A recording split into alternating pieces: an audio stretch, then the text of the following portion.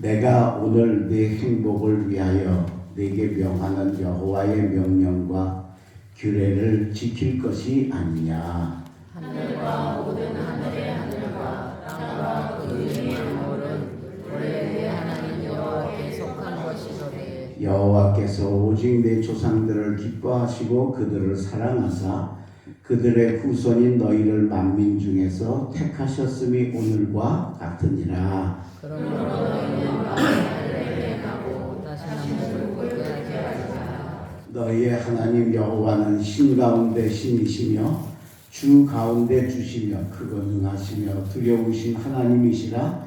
사람을 외모로 보지 아니하시며 뇌물을 받지 아니하시고 고아와 가부를 위하여 정의를 행하시며 나그네를 사랑하여 그에게 역가워서 주시나니 너희는 나그네를 사랑하라. 전에 너희도 애굽 땅에서 나그네 되었음이니라. 네 하나님 여호와를 경외하여 그를 섬기며 그에게 의지하고 그의 이름으로 맹세하라. 그는 내 찬송이시여 내 하나님이시라.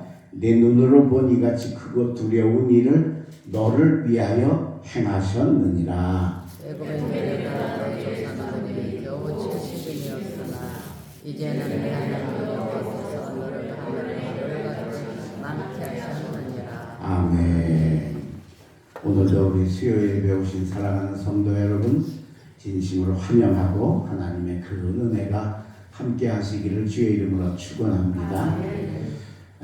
하나님이 모세에게 첫 번째 십계명을 모세가 깨뜨려 버렸죠. 그래서 다시 돌을 가져오라고 해서 하나님이 새겨서 모세에게 두 번째 십계명을 주십니다.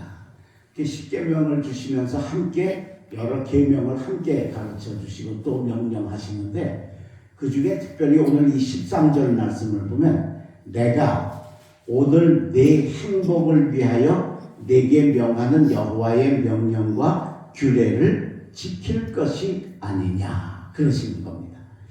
이제 내가 너한테 몇 가지 명령할 텐데 그건 왜 명령을 하냐? 내 행복 때문에 한다는 겁니다. 그러니까 다시 말하면 우리가 이 하나님의 명령을 잘 지키면 우리가 행복해진다는 겁니다. 여러분 우리가 사는 목표가 뭐예요? 바로 행복 아니에요, 그죠? 그게 이 하나님의 말씀을 잘 듣고 지키면 하나님이 우리에게 행복의 복을 주신다는 겁니다. 그래서 오늘은 그 행복에 대한 말씀, 어떤 명령을 하나님이 하셨는가 보고 그 명령을 잘 행해서 여러분 행복을 경험하시고 설교가 끝날 때쯤에는 행복하시기를 주의 이름으로 축원합니다. 그럼 뭘 해야 행복하냐? 내 행복을 위해서 하나님 명하신 세 가지 명령인데 제일 첫 번째 명령이 뭐냐면 마음의 할례를 행하고 목이 곧지 말아라. 그렇게 당부를 하십니다. 자, 오늘 본문 말씀 16절입니다. 그러므로 너희는 마음의 할례를 행하고 다시는 목을 곧게 하지 마라. 그러셨어요. 마음의 할례를 행하라는 말이 무슨 뜻일까요? 먼저 할례를 우리가 알아야 되겠죠. 이스라엘이 이제 드디어 요단강을 건너서 가나안 땅에 딱 들어갑니다. 거기를 길갈이라고 그러는데 거기 딱 도착을 하니까 하나님께서 모세를 여호수아를 통해서 명령을 내리시는데 무슨 명령을 내리시냐면 할례를 행하라. 사실 그 지금 이스라엘 모든 백성들이 다 광야에서 태어난 세대니까 할례를 못 받은 겁니다. 광야에서는.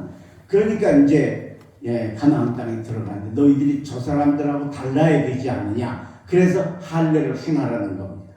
근데 그 할례를 행하는 장소가 바로 여리고성 얼마 안 떨어진 바로 우리가 따진다면 바로 코앞이라고 볼 수 있는 그런 곳입니다. 근데 여리고성은 이 가나안에서 제일 큰 성입니다. 게다가 성이 이중벽에다가 2층입니다. 그런 성이 흔하지가 않아요. 2층이. 근데 이 성은 그런 성이에요. 그 제일 큰 성이니까 거기 사람들이 이제 그 이스라엘 사람들을 공격할 수가 있는데 자, 할례라는 건 포경수술하는 거거든요. 그러면 그게 상처가 아물 때까지는 움직이지 못합니다. 한 4일에서 일주일 정도는. 그 꼼짝 못하고 있을 때 여리고 사람들이 나와서 공격을 하면 다 죽잖아요. 전에 야곱의 아들들이 세겜 성주의 집에 할례를 하라고 하고 밤에 들어가다 죽였잖아요. 꼼짝 못하게. 그럴 수 있단 말이에요. 그런데 하나님께서 이상하게도 교대로 하라고도 안 하고 절반 나눠서도 아니고 다 할례를 받으라. 꼼짝 못하게 누워있게 하라는 거예요. 그런데 이걸 한 이유가 뭐냐면 하나님이 믿음을 보고 싶으신 거예요. 너희들 믿음이 있느냐? 그걸 보고 싶으신 거예요.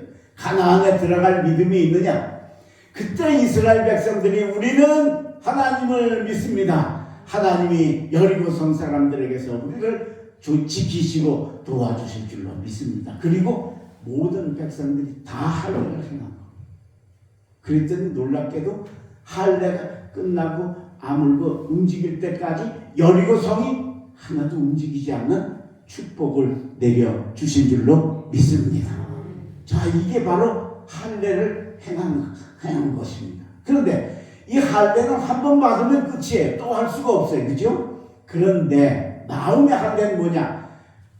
육신의 할례는 행했으니까 이제 끝인데 마음으로 다시 한번 옛날 그 길갈에서 하나님만 믿고 할례 받았던 그 믿음을 다시 회복해라.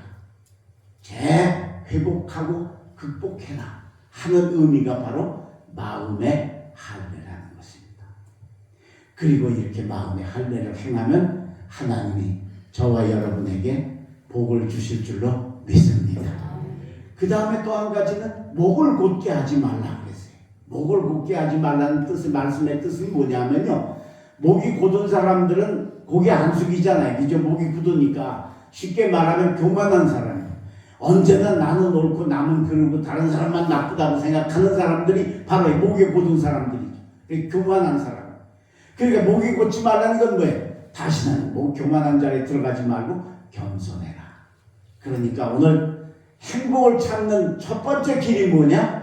믿음을 회복하고 겸손해지면 하나님이 우리를 행복하게 하실 줄로 믿습니다.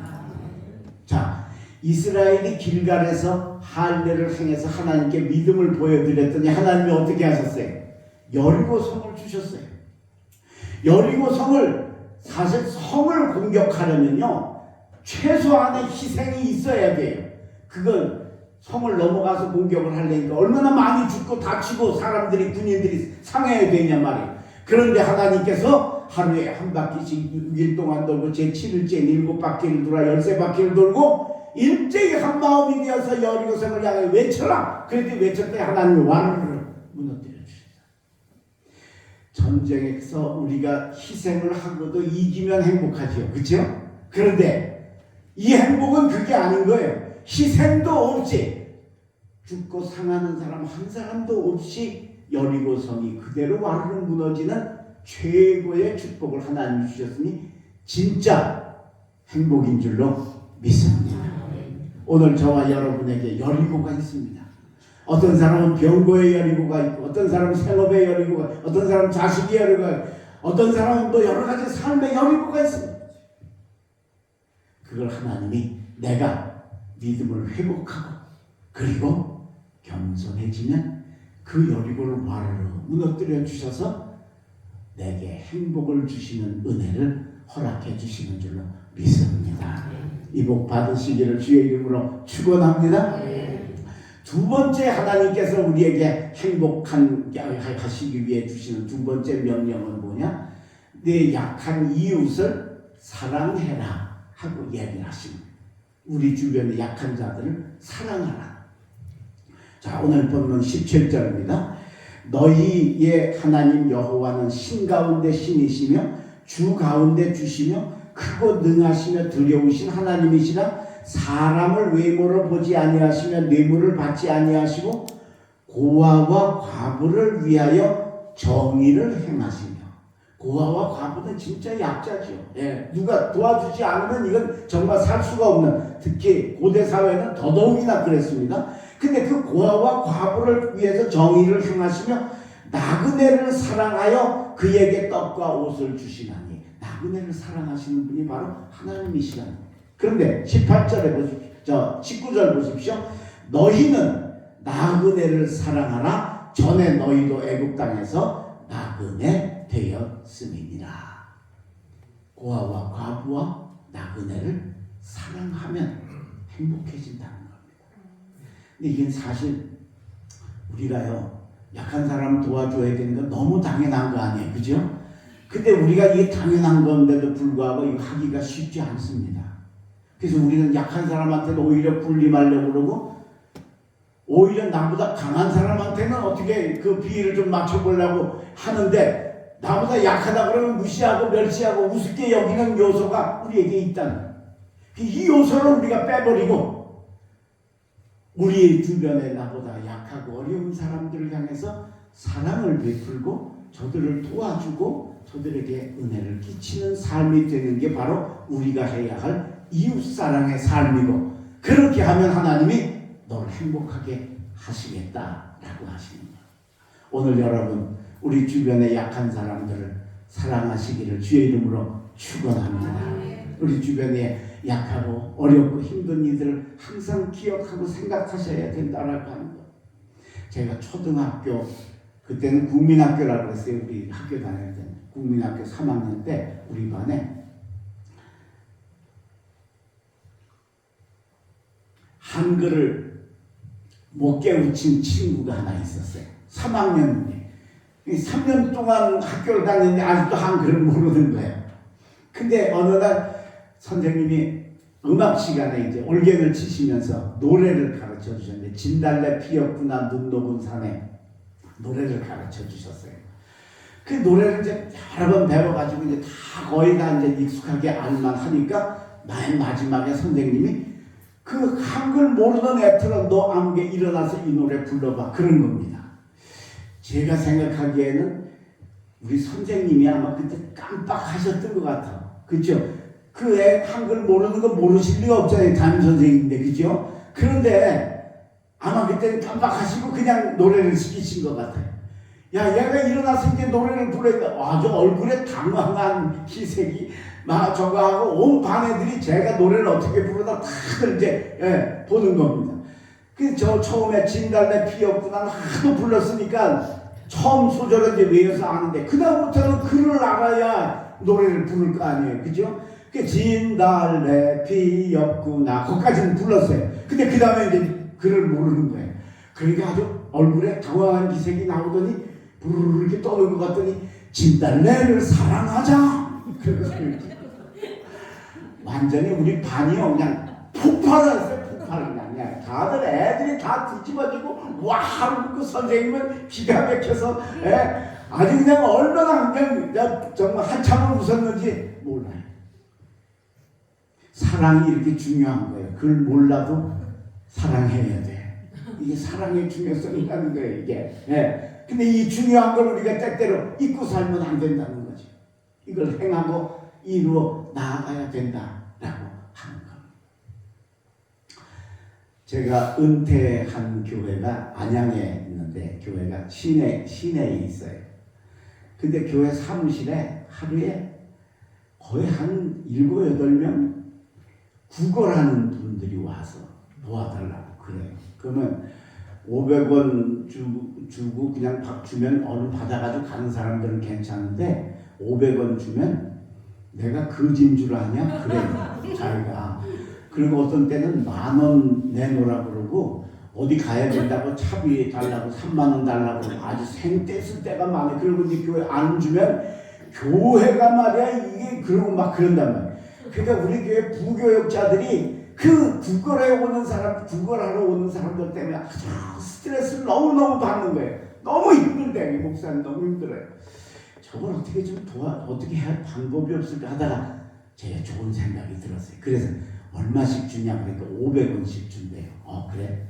그러면 이제부터 일주일에 하루를 정해가지고 하루에 1시간을 정해가지고 그 시간에만 오면 돈을 준다고 그래라. 어느 날이 제일 좋겠냐 그랬더니 목요일날 11시쯤 하면 좋겠대요. 그럼 목요일날 11시로 해가지고 이제부터 교회 저 사무실 앞에다 이렇게 크게 써붙였어요. 목요일날 11시에 오면 주고 그 다음에는 절대 구걸해 주지 않는다. 그리고 이제 그래도 들어와서 달라고 그런 사람한테는 목요일 날 오라, 목요일 날. 그래가지고 이제 다 홍보를 했어요. 그 목요일 날. 그리고 이제 제가 교회 재무부에다가 500원씩 주지 말고 1,000원씩 줘라. 500원 너무 작으니까 1,000원씩 줘라. 1,000원씩. 그러니까 50명 오면은 5만 원이고 100명 오면 10만 원이잖아요. 아주 재무부에다가 구제비라고 해서 일주일에 5만 원에서 10만 원 정도 우리 저 부교육자들이 신청하는 대로 이렇게 지출을 하라고 이렇게 해놨어요. 그랬더니 한 주 지나고 났는데 한 50명이 왔어요. 50명이 올려왔어요.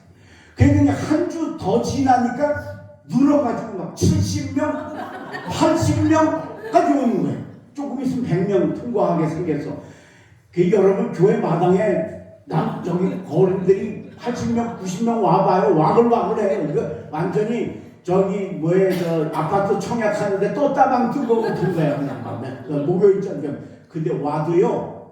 이게 11시면 뭐 한 10시 한 50분쯤 오면 되잖아요. 9시 50분부터 와서 앉아서 기다리는 거야. 그 1,000원 받으려고. 예. 그러니까 막 왜 이렇게 많이 오냐 그랬더니 이게 소문이 났다는 거예요. 딴 교회는 우리 교회보다 더 큰 교회가 안양교회가 몇천 명 모이는 교회가 우리 안양에 있는데 그 안양교회도 500원씩밖에 안 준대요. 근데 우리 교회는 1,000원 주니까 이게 거지들 사회에 소문이 나가지고 온 안양시에 구걸하는 분들은 다 목요일 11시에는 우리 교회로 다 오시는 거예요.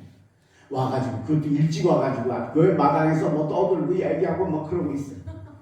그거 하다 보면 저들끼리 얘기하는 게 제 창문을 통해서 제게 들려와요. 그러는 거예요. 이게 다른 교회는 500원씩 주는데 이 교회는 1,000원씩 주니까 이 교회 아주 좋은 교회라고. 좋은 교회. 거기다가 이 교회 담임 목사님은 아주 훌륭하신 분이라고. 아무 관계도 없는 것 때문에 없는데 주는 건 그저 교회에서 주는 건. 근데 그게 졸지에 우리 교회가 좋은 교회가 되고 졸지에 그냥 제가 거지들 사회에서 아주 훌륭한 목사님입니다. 500원 더 주니까 그렇게 즐거운 일이 생기는 거예요. 그러니까 어떻게 됐냐? 다른 교회들도 그때까지는 그냥 오는 대로 500원씩 주다가 다른 교회들도 많은 교회는 왜 1,000원씩 주는데 여기는 500원씩 할 수 없이 1,000원으로 올리고 우리 교회처럼 날짜 정해가지고 시간 정해가지고 한꺼번에 주는 게 안양시내 다 통과가 돼버렸어요. 얼마나 참 행복한지. 그죠? 이게 돕는다는 게 이렇게 귀하고 아름다운 거예요. 제가 인천 송도에서 목회할 때 우리 교회가 한 100명 조금 안 되는 작은 교회 담임을 할 때예요. 5월달이 됐는데 어버이 주일이 다가오는데 경로 잔치를 제가 하고 싶은 거야. 그런데 교회가 작고 그 다음에 그때는 80년대예요. 80년대면 우리 가난할 때예요. 얼마나 가난했냐. 86 아시안 게임 때 우리나라 임춘애라는 선수가 800m에서 1등을 했어요.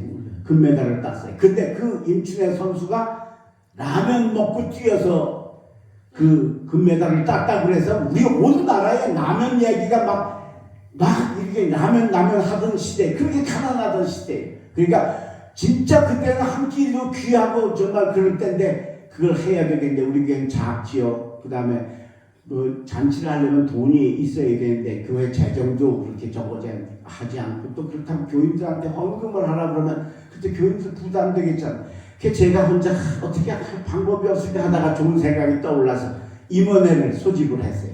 그때 우리 교회는 장로님은 없고 권사님, 집사님들만 계셨는데 임원들을 소집을 해가지고 이번 우리 어버이 주일에 우리 교회에서 저기 경로 잔치를 한번 했으면 좋겠습니다. 그랬더니 벌써 임원들 얼굴이 다 안 좋은 거야. 이제 고개 이렇게 숙이고, 그렇잖아요. 돈 내야 되거나 이게 우리 교회 재정도 어렵고 또 여러분들한테 헌금하라고 하기도 그렇고. 근데 제가 혼자 생각해 보니까 이렇게 하면은 이거 할 수 있을 것 같기도 한데 여러분한테 좀 의견을 물어본다고. 어떻게 하냐면 여러분들이 한 가지씩 음식을 해오면 어떻겠냐. 여러분 하실 수 있는 거. 그리고 돈 많이 들어가는 고기 같은 거는 한 가정이 아니고 한 네 집이나 이렇게 모여가지고 그거는 이렇게 한꺼번에 하고, 그 다음에 뭐 저기 좀 조그만 거 붙이고 뭐 이렇게 저 오이 소배기하고 뭐 이렇게 하면 음식 하면은 할 수 있지 않나. 그때는 뷔페식도 안 할 때예요. 뷔페가 그렇게 시작 막 대중화되지 않았을 때는 모를 때인데, 제가 우연히 뷔페 식당을 갔다가 보니까 그렇게 음식을 이렇게 차려서 놓고 와서 떠먹으면 아주 좋겠더라고. 그래서 이제 그렇게 하는 게 어떻겠냐 그리고 물어봤어요. 그랬더니 우리 임원들이 처음에는 이제 안 좋다가 힘든 건 줄 알고, 생각해보니까 그렇게 어려운 게 아닌 거야. 조금만 애쓰면 될 것 같은 거야. 그래가지고 거기서 다 임원회에서 좋다고. 그래서 그날 아주 고기 같은 거는 이렇게 조를 짜가지고 다 해서 음식을 해서 하기로 하고, 몇 명이 나올 것 같은가.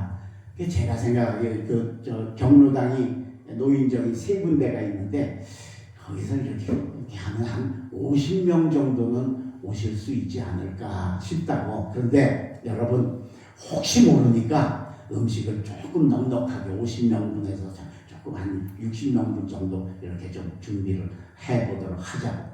그래가지고 드디어 경로 잔치를 했어요.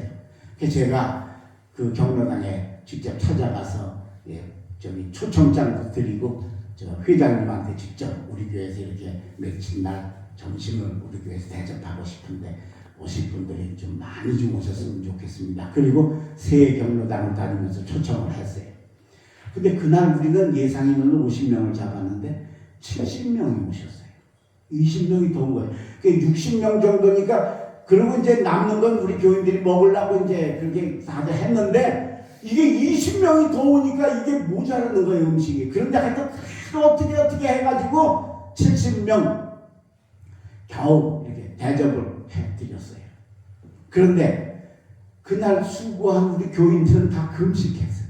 전부터. 그날 음식부터 다 예상 외로 많이 오셔요. 그러니까 그게 지금 같으면 그렇게 많이 안 오실 거예요. 그때만 해도 가난하고 어려우니까 한 끼가 귀할 때니까. 그래서 70명이 와가지고 그렇게 대접을 해서 장치가 잘 끝났어요. 근데 여러분, 점심도 못 먹었지. 그날 내내 수고했지. 다들 얼굴이 죽상이래야 되잖아. 그런데 아닌 거예요. 얼굴에 화색이 그냥 막 하고 설거지하고 치우는데 다 깔깔거리고 웃고 하하하고 하는. 끝나고 나서 교인들이 그런, 목사님 너무 좋았어요. 그분들이 오셔가지고 얼마나 감사해야 하는지. 아이고, 교회에서 이런 거를 지금 같으면은 참 흔한 건데, 그게 벌써 이제 40여 년 전이니까 그때는 그렇게 조그만 교회에서 할 수 있는 잔치가 아닌데 그걸 우리 교회에서 해내니까 오신 분들도 너무 좋고, 대접하는 우리 교인들도 얼마나 너무 행복해서, 자기들 우리 교회에서도 처음 했고 교인들도 처음 이렇게 잔치를 한번 대접을 해보는. 근데 너무 좋고 너무 행복해. 아주 깔깔거리고 웃으면서 행복했다. 우리가 우리보다 약한 사람들을 도와드리는 일은 그게 그걸로 끝나지 않는다는 걸 그때 제가 깨달았어요. 여러분, 우리가 대접받는 것도 행복해요. 그렇죠? 네. 대접받는 것도 행복한데, 대접하는 건 그보다 더 큰 행복이 하나님께서 우리에게 주시는 줄로 믿습니다. 오늘 여러분, 고아와 과부와 나그네를 대접하라 하나님 명령하신 이 아름다운 명령을 우리가 기억하고, 우리 주변에 어렵고 힘든 사람들을 향해서 항상 사랑의 손길을 펼쳐서, 그래서 그분들에게 사랑을 줘서 기쁘고, 그리고 나도 하나님이 주시는 행복으로 가득 차지는 은혜의 역사가 있기를 주의 이름으로 축원합니다. 마지막 3번째, 우리가 하나님께서 우리에게 행복을 주시는 3번째 명령은 뭐냐? 여호와를 경외하라 라고 하는 거죠. 하나님을 경외하라. 자, 오늘 20절입니다. 내 하나님 여호와를 경외하며 그를 섬기며 그에게 의지하고 그의 이름으로 맹세하라. 하나님을 경외하라. 경외라는 말은 두려워한다는 뜻인데요, 무서워서 두려워하는 게 아니고 하나님을 사랑하고 존경해서 어려워하는 걸 가리켜서 경외라고 그래요. 그러니까 그 어려운 마음이 언제나 뭐가 생겨요? 언제나 하나님 우선의 삶이 생기는 거예요. 그러니까 오늘 여러분, 우리가 주일 성수하는 일, 새벽 기도하는 일, 그리고 11조 하는 일이 왜 귀중하냐? 이게 하나님 경외예요. 이게 하나님 우선주의로 사는 삶. 일주일 가운데 첫 번째 날 주일을 하나님께 드리는 거예요. 내 소득의 10개 중에 첫 번째 하나를 하나님께 드리는 거예요. 그게 11조예요. 내 하루의 삶의 활동 시간 가운데 제일 첫 번째 시간을 하나님 앞에 기도로 드리는 새벽 기도 시간. 이게 귀중하고 귀중하다. 여호와를 경외하는 삶이 필요하다라고 합니다. 그리고 그렇게 하면 하나님이 행복하게 해주신다. 시편 128편 1절 2절을 보면 이렇게 되어 있어요. 여호와를 경외하며 그 도에 행하는 자마다 복이 있도다. 그러세요. 그리고는 내 상에 뚫린 어린 자식은 감람나무 같을 것이며, 그렇게 얘기해요. 하나님을 경외하면 하나님이 내 자식을 감람나무 같이 만드신다는 거예요. 감람나무가 뭐예요? 감람나무는 영적인 의미로 영화를 상징해요. 영화를. 그러니까 자식이 영화로워지는 거예요. 여러분 아들, 딸이 잘 되고 손주들이 잘 되고 그러면 이것처럼 행복하고 신나는 게 어디 있냐 말입니다. 하나님께서 그런 축복을 여호와를 경외하는 자에게 주신다. 그리고 오늘 그걸 예를 들어서 맨 마지막 22절에 이렇게 나와 있어요. 애굽에 내려간 네 조상들이 겨우 70인이었으나 이제는 네 하나님 여호와께서 너를 하늘의 별같이 많게 하셨느니라. 처음에 내려갈 땐 70명이었어요.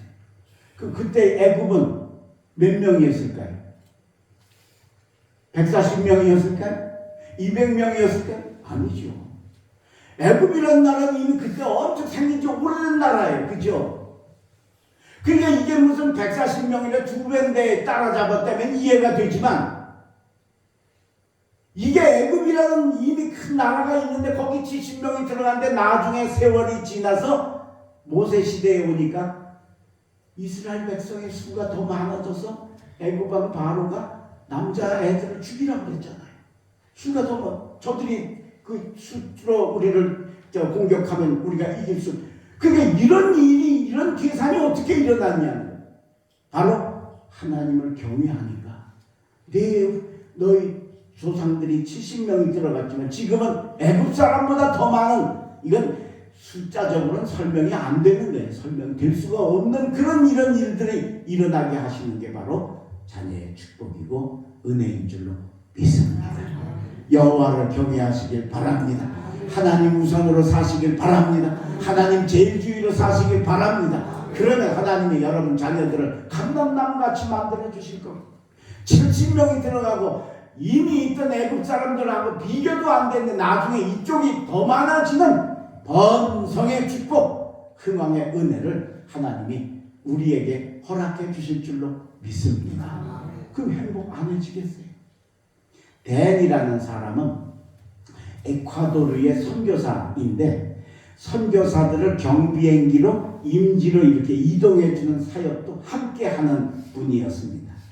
어느 날 경비행기로 선교사 가정을 싣고 임지를 향해서 이제 비행을 해서 출발을 했는데, 가다가 비행기가 고장이 났습니다.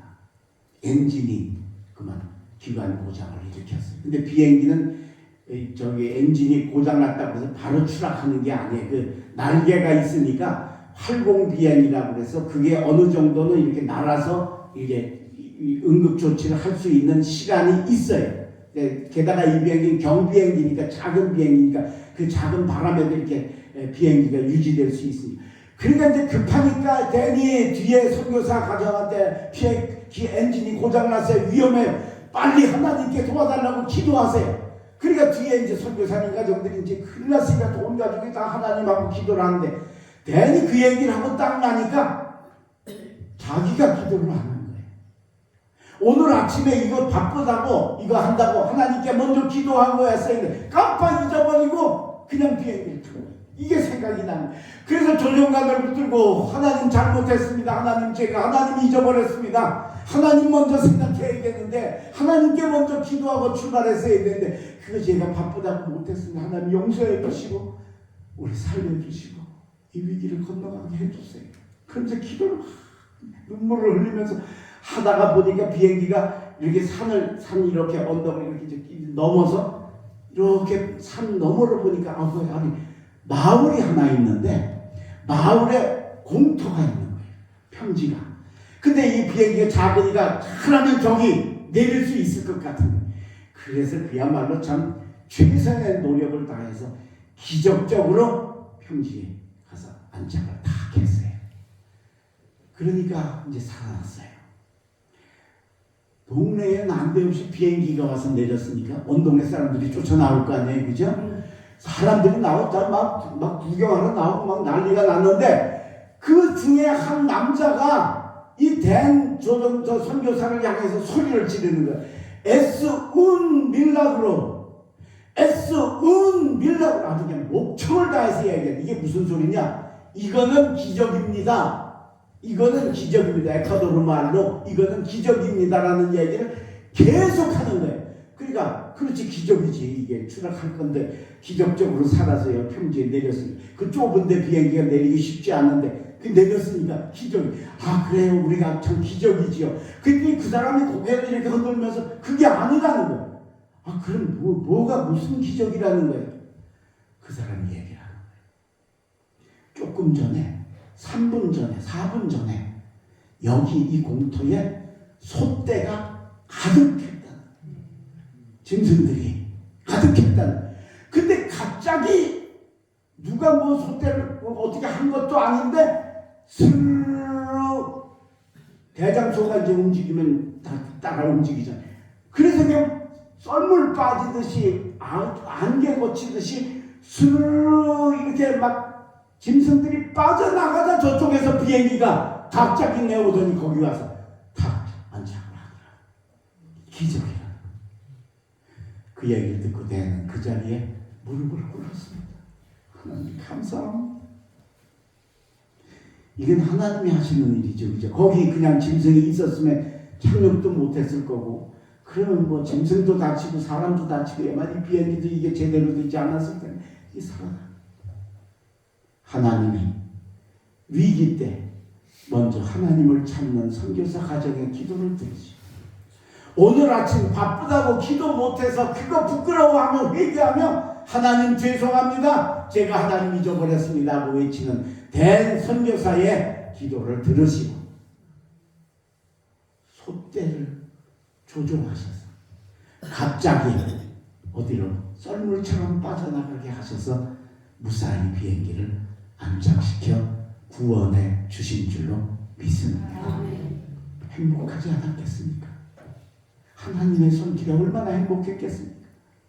오늘 우리 사랑하는 여러분 행복하시기를 주의 이름으로 축원합니다. 행복의 복 받으시기를 주의 이름으로 축원합니다. 그러기 위해서는 여호와를 경외하시길 바랍니다. 그러기 위해서는 목이 곧지 마시고 겸손해지시고 믿음을 회복하시기를 바랍니다.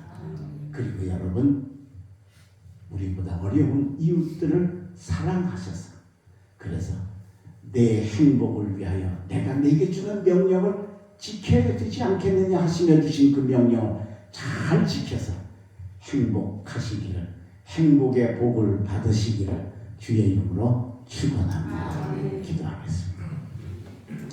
거룩하신 하나님 감사합니다. 오늘 네가 만일 너희에게 명하는 이 귀한 자리에서 우리에게 명하시고 우리에게 행하시는 그 하나님의 귀한 뜻을 저희들이 깨닫게 하시니 감사하고 감사합니다.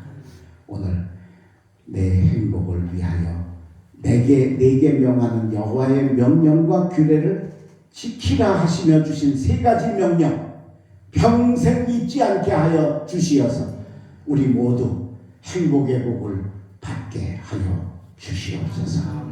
무엇보다도 우리들에게 마음의 할례를 행하여 믿음을 날마다 회복하고 겸손해지게 하여 주시옵시고 약한 자를 사랑하는 사랑의 삶이 되게 하여 주시옵시고 여호와를 경외하고 그 도에 행하는 자가 되어서 하나님이 주시는 놀라운 행복의 복으로 채워지는 우리 독립교회 성도들 되게 인도하여 주시옵소서. 말씀을 들었사오니 깨닫게 하시고 깨달았사오니 주여 행할 수 있는 용기를 허락하여 주시옵소서. 그래서 날마다 내가 하나님의 명령을 행하여 행복을 만들어가는 능력의 성도들 다 되게 축복하여 주시옵소서. 돌아가는 발걸음 지켜주시고 남은 만주간도 승리하게 하시며 또한 우리 모두 언제나 하나님의 거룩한 뜻을 완성하고 이루어가는 저희들 되게 하여 주시옵소서. 특별히 우리 교우들 중에 어려운 이들이 있으면 찾아가 만나주시고 안수하여 주시고 축복하여 치료하여 주시옵소서. 예수님의 이름으로 기도하옵나이다. 아멘.